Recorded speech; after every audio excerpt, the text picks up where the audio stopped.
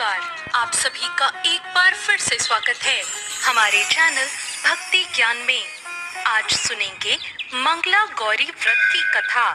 सावन के हर मंगलवार के दिन मंगला गौरी व्रत रखा जाता है।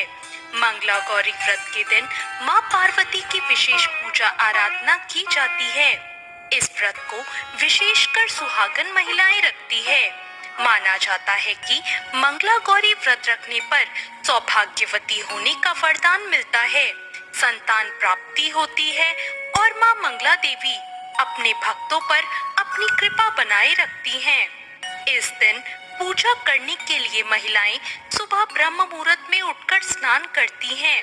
स्नान के पश्चात स्वच्छ वस्त्र धारण करके वो व्रत करने का संकल्प लेती हैं। इसके बाद माँ पार्वती की प्रतिमा आसन पर रखकर उनके समक्ष 16 श्रृंगार की सामग्री अर्पित करती हैं। माँ गौरी के मंत्रों का जाप होता है, कथा सुनी जाती है और आरती करने के बाद भोग लगाकर पूजा समाप्त की जाती है। तो आइए सुनते हैं मंगला गौरी व्रत कथा। कथा के अनुसार प्राचीन समय में धर्मपाल नाम का एक सेठ रहता था, जिसके पास धन की कोई कमी नहीं थी। यह सेठ सर्वगुण संपन्न था और भगवान शिव का परम भक्त भी था। सेठ धर्मपाल की शादी एक गुणवान बहू से हुई, लेकिन उनकी कोई संतान नहीं थी। संतान प्राप्ति की कोशिश में दोनों पति पत्नी लंबे समय से जुटे हुए थे। सेठ ने एक पंडित से पूछा तो उन्होंने महादेव और माता पार्वती की पूजा करने की सलाह दी। इसके बाद दोनों पति पत्नी महादेव और माँ गौरी की उपासना करने लगे।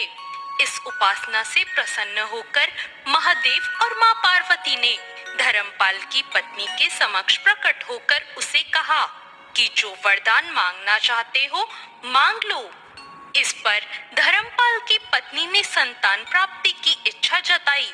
भगवान शिव और माँ पार्वती ने धर्मपाल और उसकी पत्नी को संतान का वरदान दिया, लेकिन साथ ही यह भी बताया कि तुम्हारी संतान अल्प आयु होगी। धर्मपाल के घर पुत्र ने जन्म लिया। ज्योतिष की सलाह लेने के बाद धर्मपाल ने अपने पुत्र की शादी ऐसी कन्या से करवाई जो मंगला गौरी व्रत रखा करती थी। समय बीतने पर पता चला कि धर्मपाल के पुत्र की मृत्यु नहीं हुई और अपनी पत्नी के रखे उन व्रतों से वो दीर्घ आयु हो गया।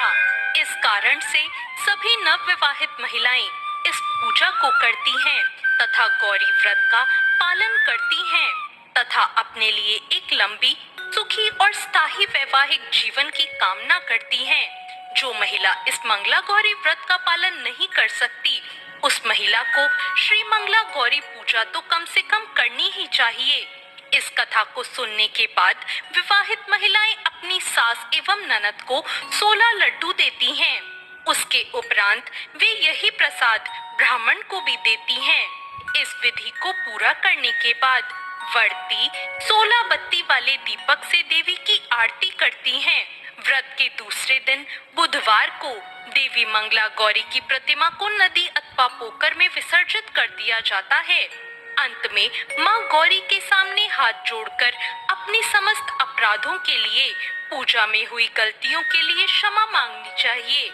इस व्रत एवं पूजा के अनुष्ठान को परिवार की खुशी के लिए लगातार 5 वर्षों तक किया जाता है। तो ये थी आज की कथा। आपको ये कथा कैसी लगी